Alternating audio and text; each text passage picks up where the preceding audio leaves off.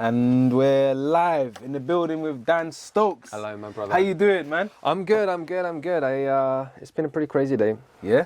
Yeah, my first ever wedding, which is pretty cool. Oh, yeah. Like I was telling you earlier, it was mad, man, mad. I can't believe it's taken me this long to be invited to one. That's what I'm saying. Wait, yeah. So am I doing something wrong? I don't know. Nah, man, nah. It's all in due time. All in due time. And we're going to kick things off strong, as we usually do. Big up Ace Visuals behind the cameras, I should say.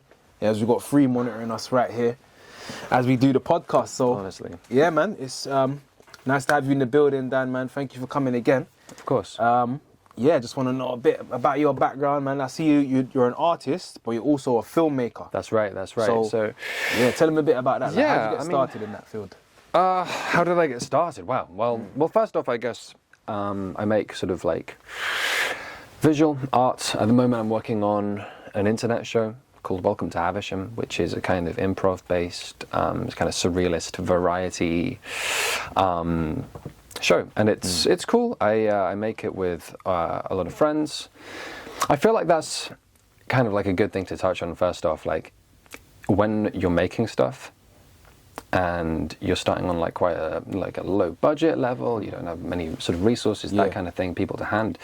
The best place to go is your friends, right? Yeah, people who sort of also believe in the friends vision. and family. That's exactly it. So it's all about making like, I don't know, vibrant, sort of visually entertaining stuff, you know, which is cool. And specifically lately, like comedy has been like a real sort of like surprise to sort of like fully get into. In the past, I've sort of made sort of, you know, internet-based stuff that's kind of it's kind of just been like, I don't know, it's kind of like goofing around and just sort of a lot of like reaction type stuff, a few sort of like you know, scripted bits, but never like fully comedy, which is cool. Right. But yeah, so that's exciting to get into for sure. Yeah, nice. And what actually got you into making films? And when you say filmmaking, are you in what sector of filmmaking? Is general, or are you script writing, producing, directing, or you doing everything right now? How's it going? That's the thing. Like at the moment, kind of everything. I started out in kind of like film work, I guess, about 5 or 6 years ago. Yeah. I was invited to be an actor in this short film that was done by my friend Ben. I didn't know him at the time, but he sort of like reached out. I was kind of like doing YouTube stuff, and I was sort of like picked out to be in this short film, which is pretty cool. It had like a nice kind of like budget to it, and yeah, it was a cool experience. It was like a kind of skeleton crew. So literally like a director, DOP, camera guy, and that was pretty much it for most of the shoot. And then the actors, of course. And from there, I did a bit more acting, and I slowly realized that what really interested me was that kind of the whole production of it. You know what I mean? And so I've taken that kind of skeleton crew ethos kind of with me, you know, just figuring out what you need to make the best kind of piece of art that you can with what you have. You know what I mean? Yeah, it's true. It goes back to what I was saying. Using like your friends resources. And stuff. Using your resources, because otherwise you're just going to be sitting around planning this, I don't know, project in the distant future, and you're not making anything now, and you're not, therefore, I don't know, building in a way properly to that point. Of course, that's not to say there's anything wrong with planning, you know, bigger projects and having that ambition, you know what I mean, to get, you know, budgets and things down the line, big stuff going on. But what I'm finding is that I'm getting a lot from just being able to sort of figure out, okay, this is what we have, this is what I can do, and this is what I'm doing, this is what I'm putting out. It's pretty cool, And you started out doing that with the with the skeleton crew, and I like what you said about having the ambition to go for further projects. But as you said, you got to start somewhere. Exactly. There has to be a starting point. Yeah. Like even when I first started out, it was just me and I had one camera. That was it. Absolutely. I had one camera, battery, and not even a light. So all the all the shoots had to be done just during the day, or during like daylight hours. So Exactly. It's literally I mean, yeah. I mean, dude, completely. Even before that kind of that first initial casting that I made, I mentioned I was sort of like doing YouTube stuff. Literally, as you say, vlogging, you got like one camera. You haven't got a light. You need to like put yourself up against the window. It's crazy. It's crazy. But it makes you be more creative, though. It does. And even that's kind of another thing I've been thinking about recently. Like sometimes when you are sort of like even stripped of resource that you might have sort of like temporary access to, like even like a sort of like a studio like this, let's say you record like a podcast or something, and then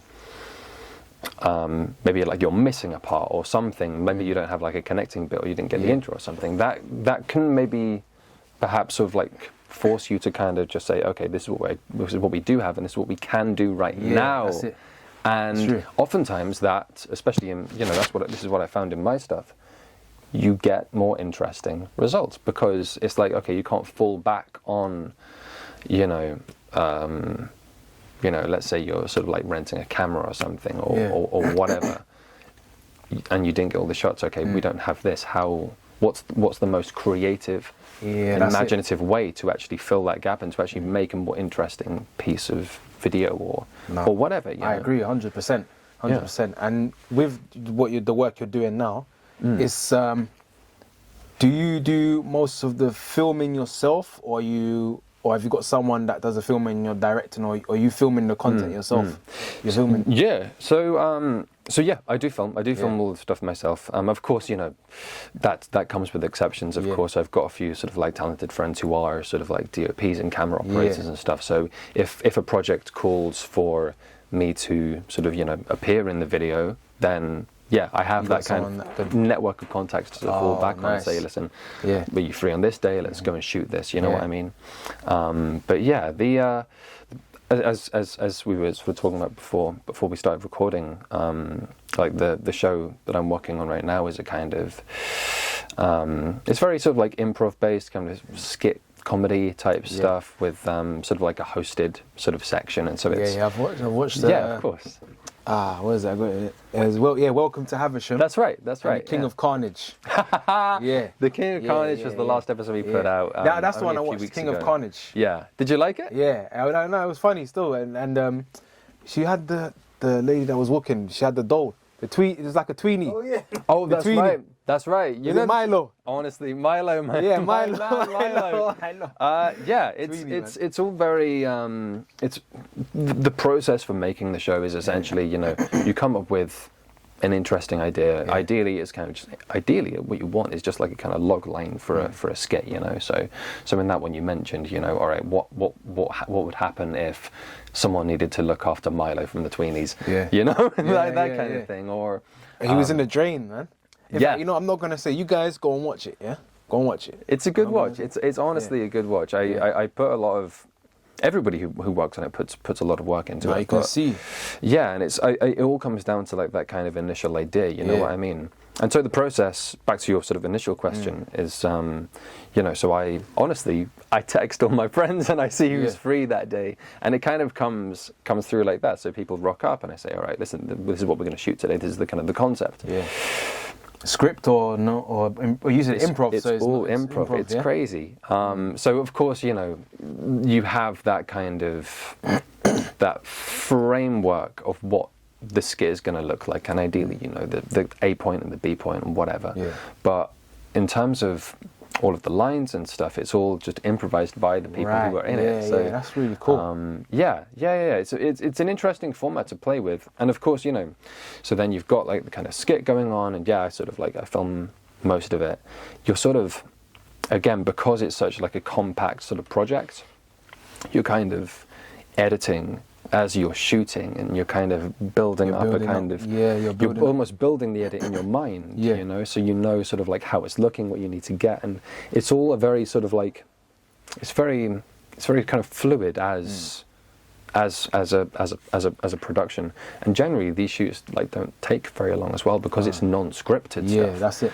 I like to think that it's kind of maybe it's pushing some kind of boundary, but it's sort of non-scripted, and yet it still has a kind of cinematic quality. Yeah, that's what I was gonna say. Yeah, it's interesting. Because even with the color grading, yeah, it's like very cinema and bright, and like you could see it's very vibrant. The colors Yeah. that you've used to like color grade as well.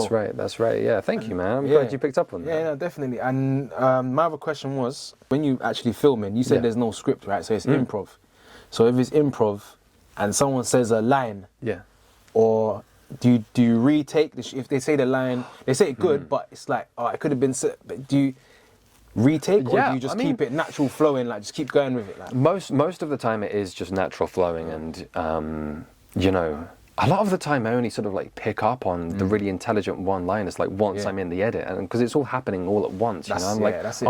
oh man, that was really funny. Yeah, But sometimes you do pick up on a line and you're like, okay, that's almost the kind of that's almost like you've put hours of scripting work into it or something, you know what I mean? And so there, I do sometimes get sort of retakes of very good lines or very good bits. Generally though, you end up using the first take of it because it just has that kind of authenticity. And leading on from that, kind of going back behind the scenes with production. Yeah. When you're, because obviously when you're not filming, you're in front of the camera. That's right, yeah. But are you still directing at that point? Yeah. Yeah. So, okay. So how do you, when you're in front of the camera, how do you balance how do you that, find for like sure. Yeah, directing yeah. the camera guy and what to do? Yeah. How is that? Well, I suppose so. With this project specifically, it's quite simple and straightforward because whenever I appear on screen, it's more kind of continuity sections. So the general format is that I'm in a set. And we shoot on like a little green screen. We sort of built like a kind of miniature set that I sort of sit in, which is cool. Yeah. And again, that's another thing. It's just sort of like figuring out what you have at your disposal. Okay, so if you don't have a set to hand, maybe you can just like, I don't know, make one. And it's it's good sort of playing with what you have to hand. But yeah, whenever I'm sort of like in front of the camera, generally it's pretty easy to direct because again, any kind of like camera operator that I would get in would sort of be on board with what the kind of vibe is and what the kind of vision is generally. So yeah, I think I'm very lucky in that regard as well because I can certainly imagine sort of like getting someone along who maybe doesn't quite get what the tone is, I guess. You know. Would you recommend? Because like a lot of people say that if you're acting, that it's you should get someone else to direct, but obviously you're going about it in doing your way. You're still being able to do it, and you've done it successfully. So would you recommend that to other actors that want to direct their own projects, or would you say it's better to kind of get someone else in to direct it and so that you could see? That's a really interesting question because of course, you know, this project has a very specific format and formula, and again, like it's kind of very reality based in a sense. You know, if it were to come down to, you know, a full on sort of like scripted project like a short film or like if you're shooting like a TV pilot or something, which I have done in the past, it's, from what I find, when you're actually acting and you're actually delivering a scripted dramatic performance, maybe I'll give you a different answer next time I speak to you, you know, with experience. But I think I would probably want to have a director on hand who can just sort of oversee that section. You know what I mean? But yeah, it really comes down to kind of what the format of whatever the shoot is. You know what I mean? Yeah. And how sort of. That's another thing, how sort of like small and contained it is. It's true. Because of course, if you're working on a bigger project with, you know, if you've got like teams working on it, so you know, if you've got sort of like lighting and a whole sound team and a camera team and stuff, a director needs to, you know, oversee all of that. Yeah, it's true. You know, of course, some sections more than others, because of course, you know, you have sort of different levels of like autonomy, I guess, in a set. But yeah, and acting is, in that regard, is a whole other sort of thing. You know what I mean? And so I do I don't know. I haven't really thought about it much, but I do wonder if, you know, if you've got like, well, I imagine if you have like an actor who's like directing a project or a scene, then you'd have an assistant director in hand who's also very closely working with them, you know what I mean? And again, it all comes back to just having a team on hand who understand the vision and who know exactly what you're sort of going for. And so, yeah, I think that can also be afforded with budget and production and everything like that, you know what I mean? But I don't know, I think it's scalable, I don't know. It's more about the team understanding the vision, and I'm guessing. Exactly. So it's like, if you are acting but you want to direct as well, then that's the communication that you need to have with either the DOP and the director or the assistant director. It's like communication. Of course. Of what you're trying to achieve. And I think and you know, look, every case is different. You know, I'd love to come on and have like a discussion with like other actors and directors. We need to have like a whole panel. You need to have a round table. Yeah, we should do that. You know, you should do it, innit? Ace, make it happen. Ace, that's it. Yeah, but you know, only from my experience, you know, it really is scalable, and it's so, you know, every project is different, and every team is different as well. That's it. It's true. And so, yeah, I don't know. Good question. All right, it's an awesome question. Yeah, you really got me with that one, man. Cool. So there we go. So yeah, nice. All right, cool.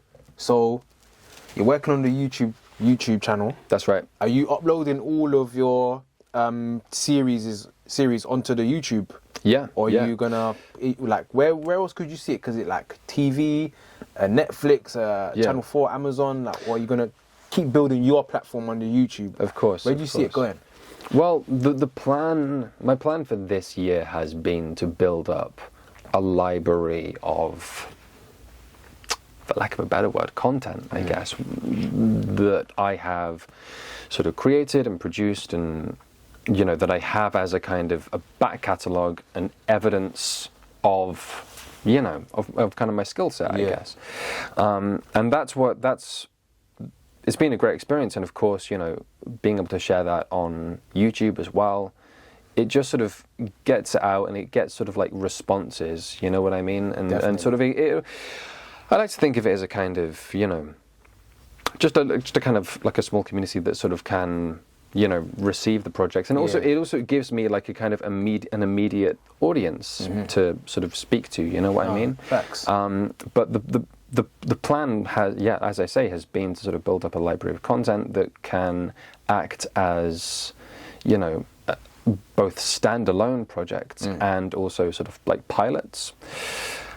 Again, this is all, you know, you never know what's going to happen, and you know what project's going to, you know, worked on next, you know, or anything like that. But I'm in the process of sort of like taking a look at what I've created over the past sort of like year or under, and sort of like figuring out what can be pitched and packaged to different networks, you know what I mean?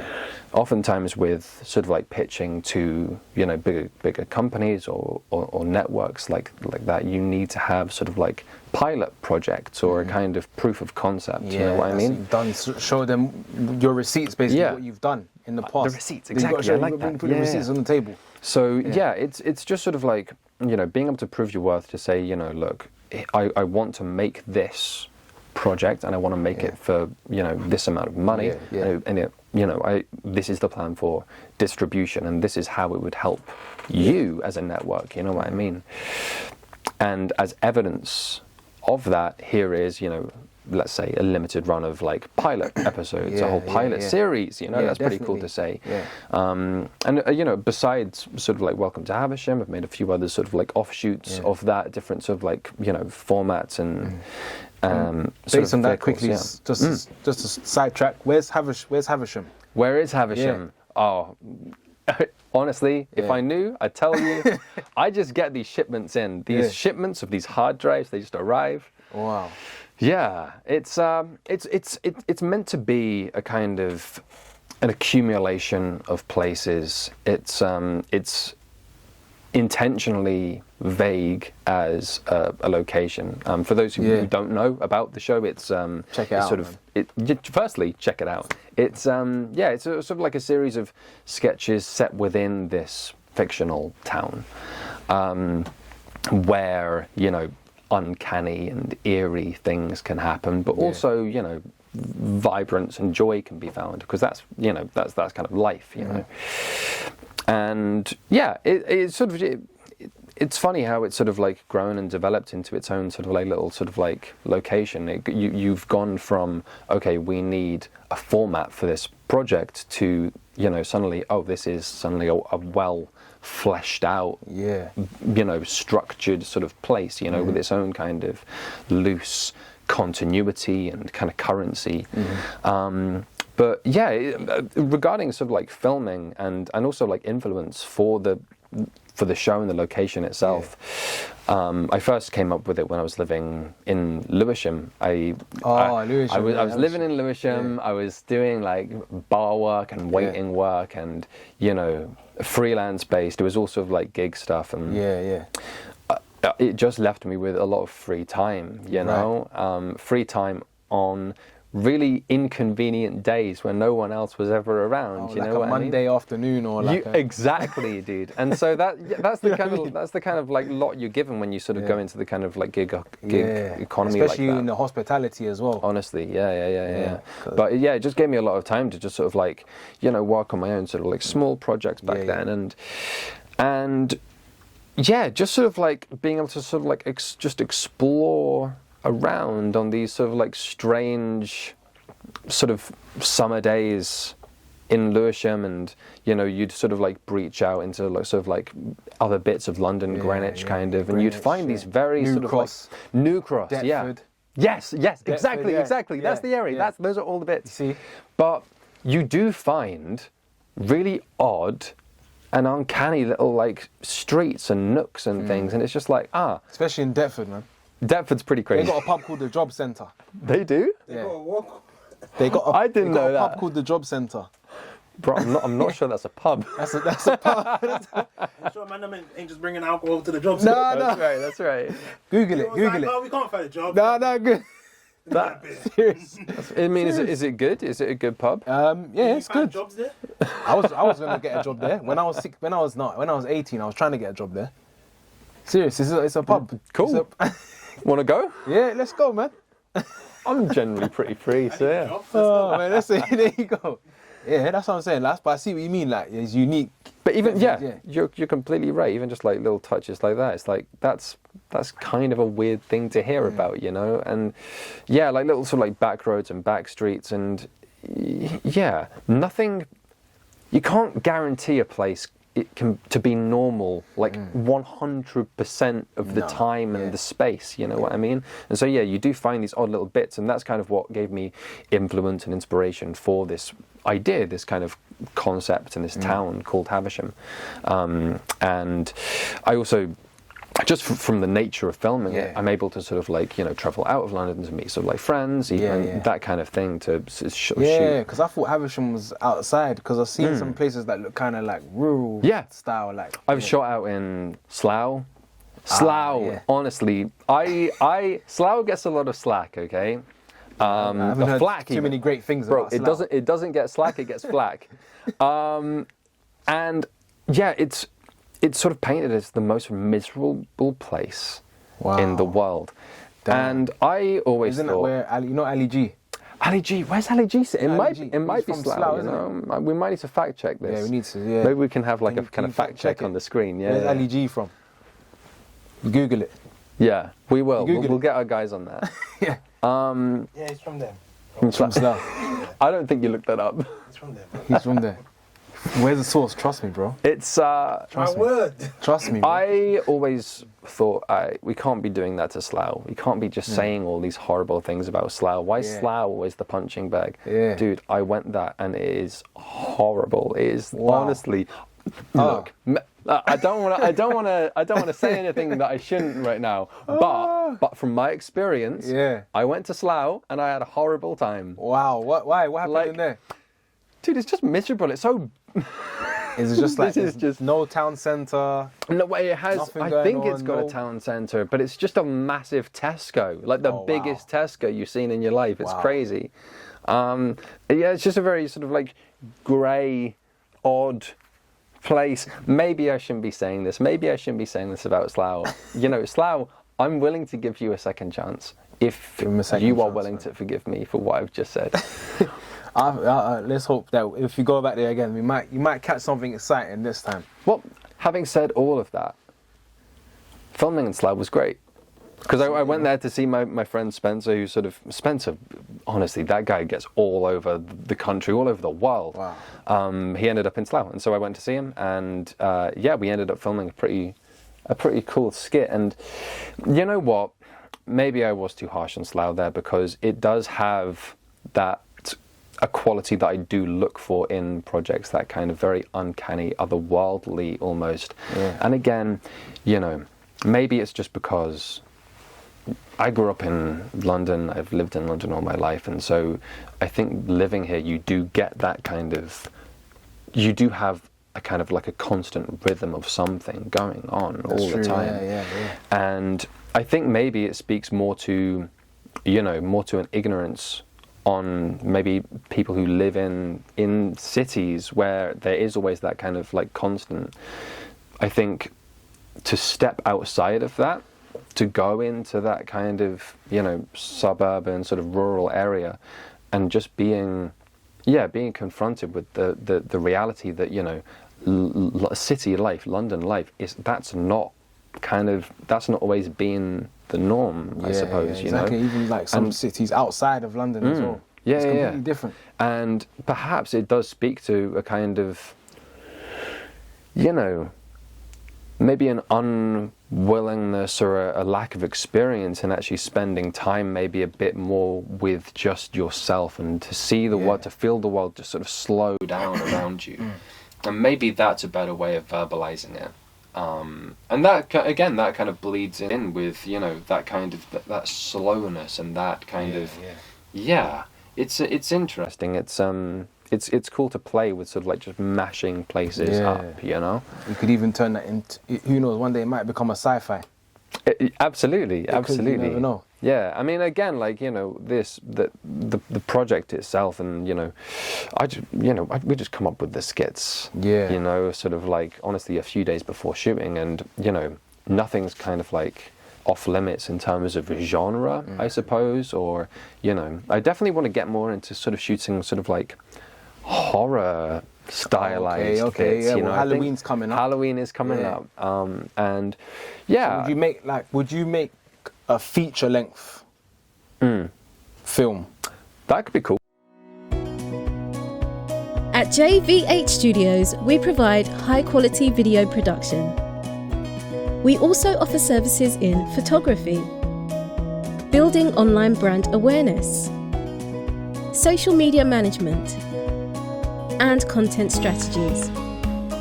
We have expertise in shooting music videos, events, commercials, weddings, podcasts, fitness and fashion. With a team of professional, reliable and experienced directors, cinematographers, editors, marketing consultants and sound engineers, we have the equipment and skills to turn your vision into a reality. Interested to find out more about JV8 Studios? Head over to our website for more info.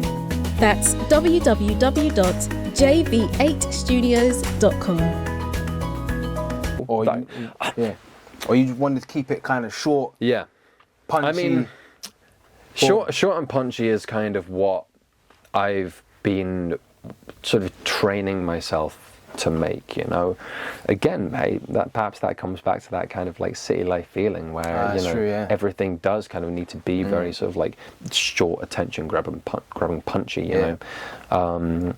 I think in terms of sort of like projects to make, I'd love to make a feature film, but I think I'd need to put some work into making it appealing specifically to myself, you know, because that's the thing. Okay, so you've got all these you've got these formats of visual projects, you know, or you know, media projects even, you know. So you've got like feature films, short films, web shows, you know, talk shows, podcasts, whatever. There you go. Interviews. And I think people perhaps maybe looking at all these formats that we have and saying, okay, I want to make that one, and you're sort of like you're sort of trapped in by, you know, the rules and the conventions of that specific sort of format, you know. And so, you know, when it comes to sort of like feature films, people have a sort of generally in kind of, you know, in a mainstream when it comes thought. to obviously making films. There's certain rules, guidelines you have to follow. Then let's say shooting a music video. I think there's a certain guidelines, or there's certain rules in film you kind of have to follow.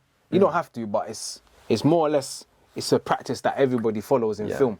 Whereas in music videos, you have more flexibility to, you know, kind of twist the bound and push the boundaries out more. It's like, I mean, music videos are an art that I haven't quite mastered yet. You know, I don't. Did you ever shoot one? I've shot a few music videos in the past. They were, you know, they're all very early in my kind of video making career, and you know, as a result, they just look quite, you know, it's all very sort of meat and potatoes. You know what I mean? It's all very kind of standard stuff. Okay, but someone else from the outside looking in, I think this is you know, sometimes you can be harsh critic to your own work type thing. Yeah, I agree.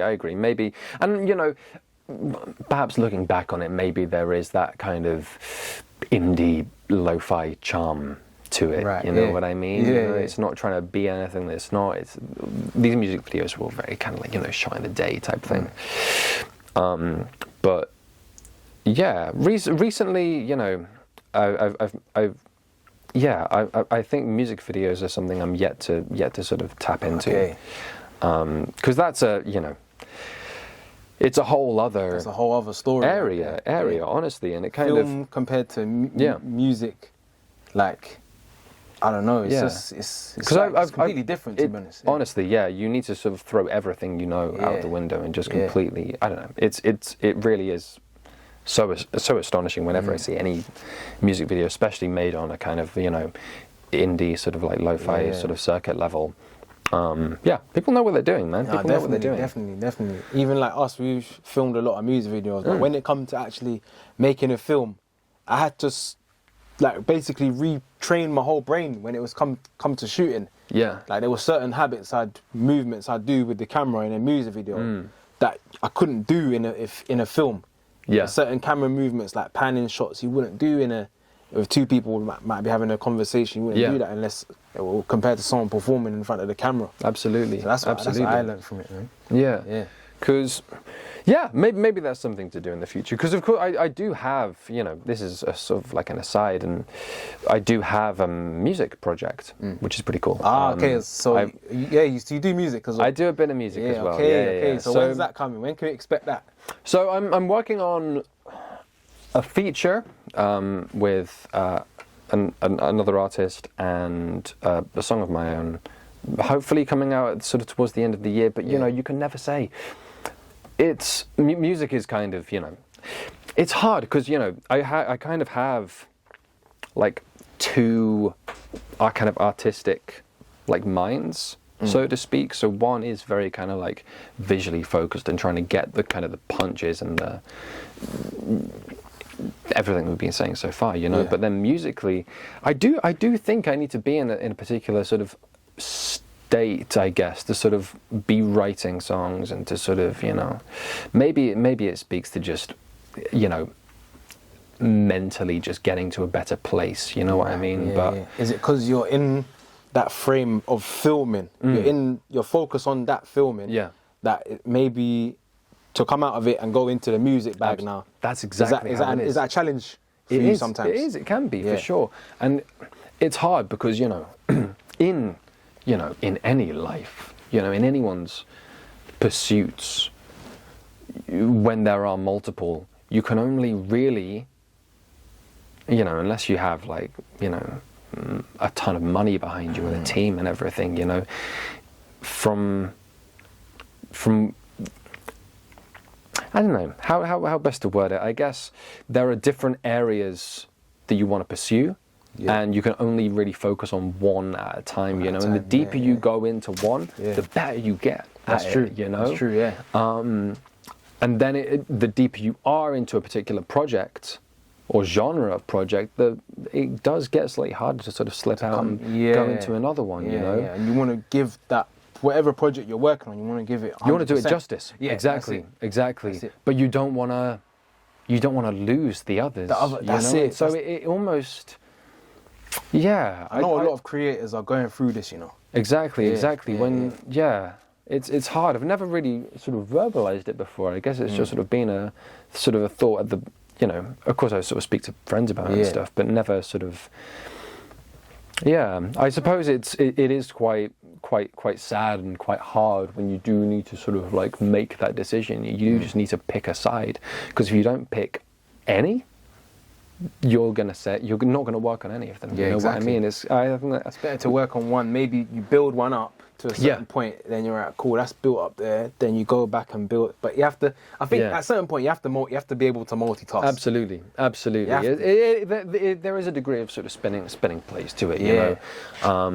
And like I said, it sort of comes down to what resources you have and how much time you have to give as well, you know. Because, you know, I can't speak to the other artists that you've had on this podcast up to now, but for myself personally, and I'm sure in a lot of their cases, you know, we are working in a world that is generally anti-indie, anti-people coming up. You know, it's hard to come up through that, you know what I mean?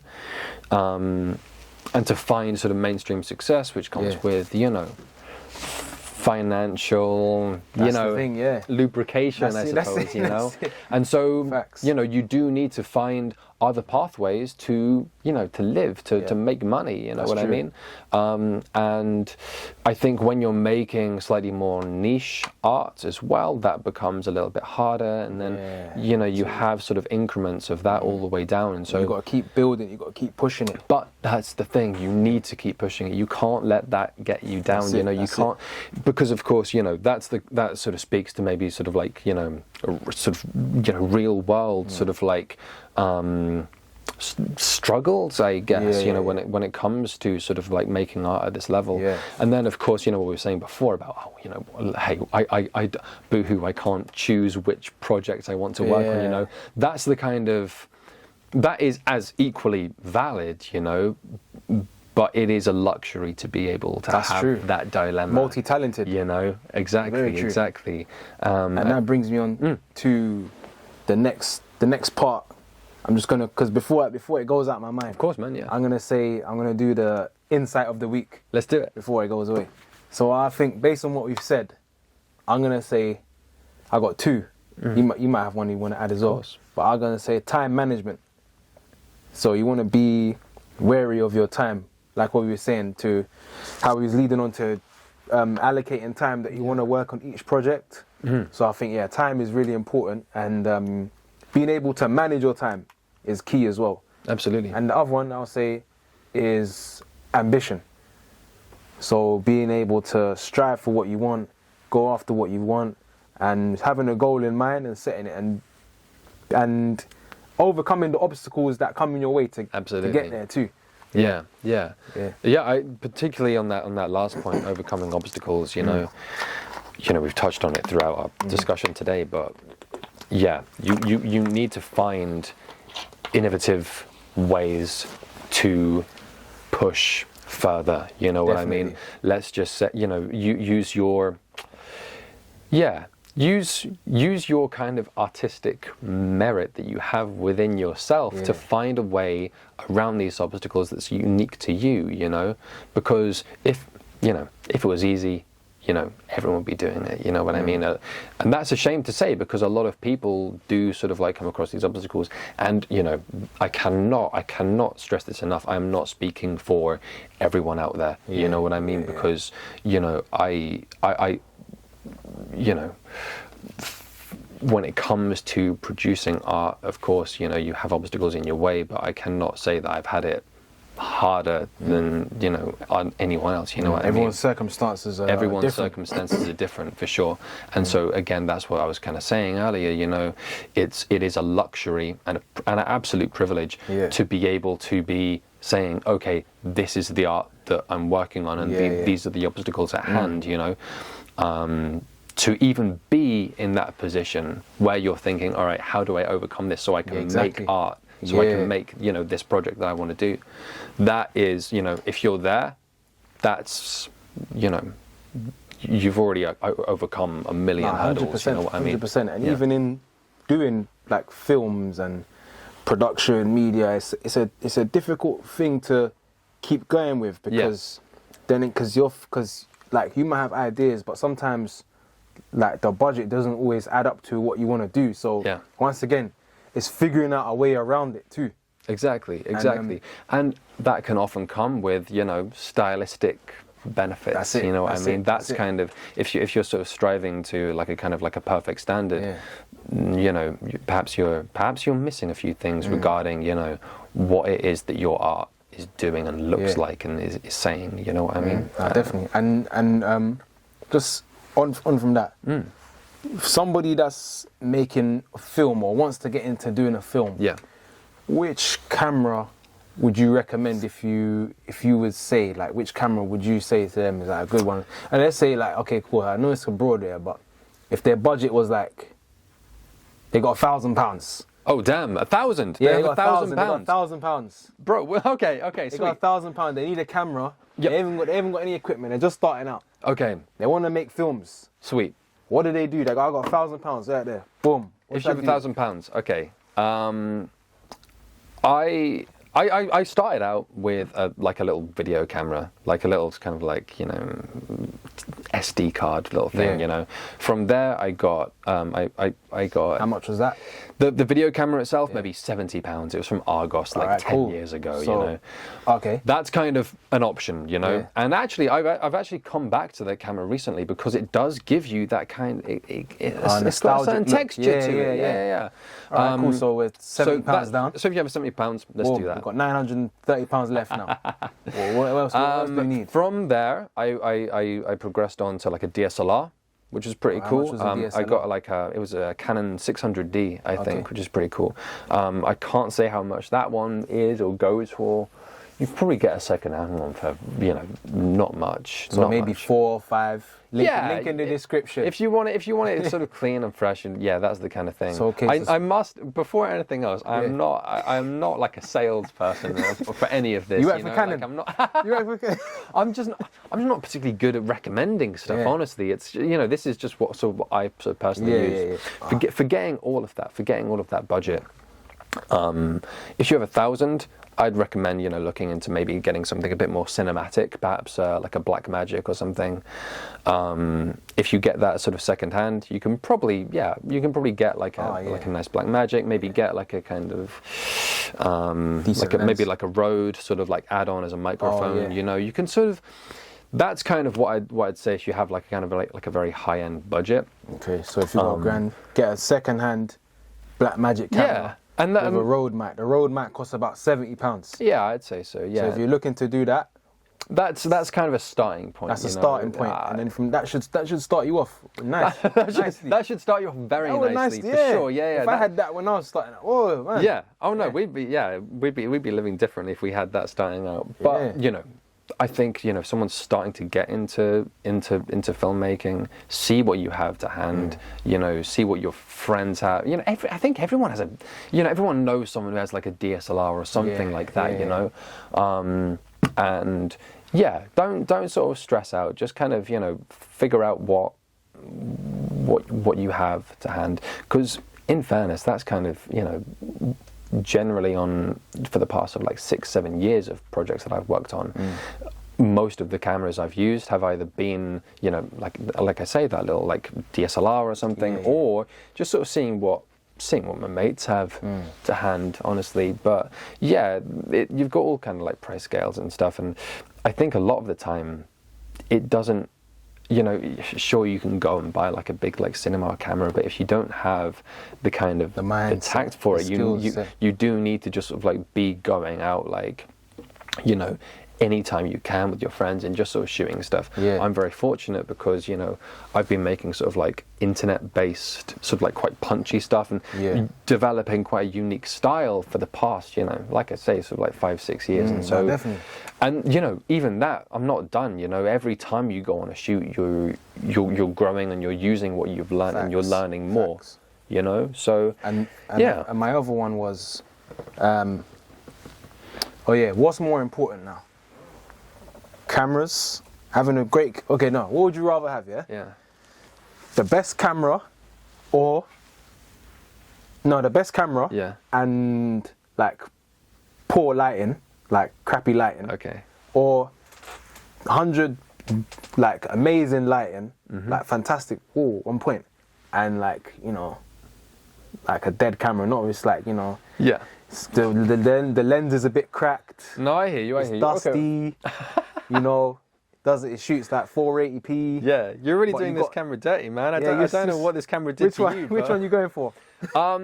Look, camera or the lighting? This is all case to case, but you know, if you actually want to get down to it, you can get sort of pretty good cameras, cinema cameras. You know, even like the A7S. Mark II, I've used in the past. Generally you can find cameras that work well low light, you know. But if you're just presenting those two things like cold scenarios to me, I think I'd pick, you know, maybe a janky camera and like sweet lighting, because of course it's all about, you know, capturing the subjects, and if the subjects, if you can't see the subject, dark, then, you know. What's the ISO? The ISO gonna do? Honestly, it's gonna go crazy. But yeah, again, dude, that's like a very sort of like that's a very specific. I feel like that's a you problem actually. That's you. It's just been something I've just been thinking about. Like, what's more important? Because I'm basing it off like what's more important, having a good camera or having good lighting. Yeah, no, it's hard, and you know, I think it's just follow your intuition on it for sure, because of course, you know, you can film sweet stuff on like an iPhone. You know, if you scroll through, like, you know, even like TikTok is like one of the biggest mediums now on the planet, and people are just creating content for that on their iPhones. You know, exactly. People generally are very forgiving as an audience when, you know, if you're watching stuff sort of like online, and especially from like an indie creator, you know, like a kind of low budget thing, people are more forgiving than you give them credit for. That's what I found. I'd for say sure. Because I watched something the other day, and like you can tell that maybe it was like it wasn't as the camera wasn't as professional, and the lighting and stuff, but the storyline was gripping. I didn't care. I didn't care if the sound, like the cameraman was laughing. That's one of the scenes. I'll show you the film after. The cameraman was laughing in the. That's great. That's funny, it was a fight scene. I find that kind of stuff creeps into my projects as well, for sure. You know, because it just makes it all the better. Yeah, but that's what I said. I didn't mind because the storyline was entertaining. It was gripping. So I know what you're saying. Absolutely. Like, you need to have the right subjects and the right people. You know what I mean? And yeah, if you have like the good sort of like bare bones, the good, again, back to what we were talking about earlier, a good skeleton to it, you can really, like, you know, people are forgiving, man, like I say. No, definitely, man. Nice. And rounding up now. Let's do it. What's one piece of advice you'd give to an upcoming filmmaker? Or to your younger self when you were just starting out?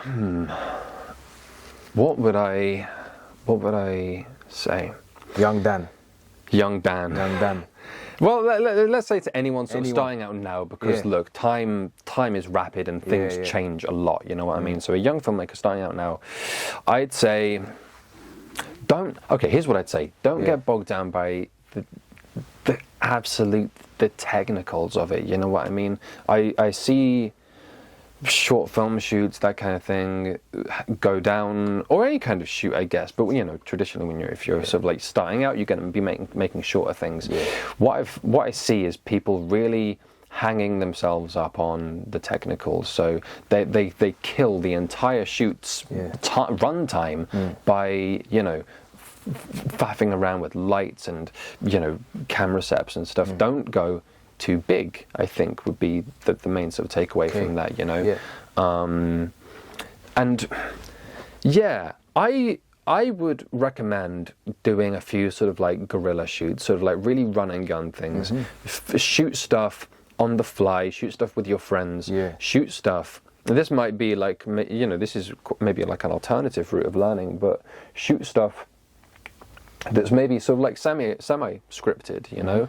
Go out to maybe somewhere you're not supposed to be, so you know you have a limited time, and just shoot around. A good tip as well is when you are shooting, if you're shooting something like that, of course, you know, for scripted stuff, this is going to be a different story, or not. Actually, this is just my kind of school of thought. Really be, you know, interesting with the camera. You know, even in like if you're going through a few takes, really like move around, get coverage. You know, because you never have as much time as you think you do. You know, so yeah, really focus on coverage. Edit as you go. You know, you need to be able to I really think this. You need to be able to sort of like put all caps on. You know, so. Pre-production, directing, shooting, you know, editing.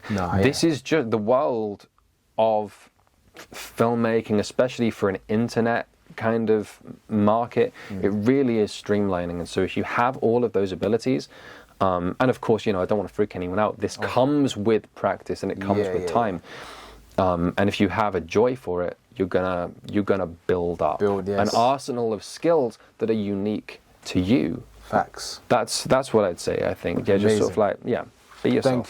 Thank you, Dan. Thank you, man. Man, thank you for coming through. Thank you so much for having me. I've had an awesome time. And tell them where we can find you, watch all your content. Yeah. Just let them know into that camera. Of course. So my social media links will be in the description. You can follow me on Instagram, Twitter, and YouTube. Those are the kind of big three for me. Welcome to Havisham. My internet show is available on my YouTube channel. There are 4 main episodes so far this year. Hopefully we're going to get another 1 or 2 out by the year's end. And yeah, it's honestly just a good time. I think you'd like it because you liked it and you liked it. And I like it too. So yeah, check it out. Thank you. Okay, all right. So big up Dan. Subscribe to Dan Stokes' official channel. And subscribe to JV8 Studios. That's right. Subscribe. We're 57 minutes in. If you're not here, subscribe now. Why not? 57, really? 57 That's minutes so amazing, man. Honestly. Yeah, man, we've been deep discussions. So like, comment, subscribe, everything. If you need visuals, we're here. That's how we're doing it. You can't see it, but I'm going to tell you. JV8 Studios. If you need videos, contact JV8 Studios. If you need lighting, JV8 Lighting. See, we had the debate about the lighting. You heard what Dan said. He'd take the lighting. I'd take the lighting. I would take the lighting. So, I'd take the whole JV8 production line, honestly. Yes, man. Big up. Respect for that. And yeah, man. Creative Insight Podcast. Big up Ace Visuals each and every time. Subscribe again.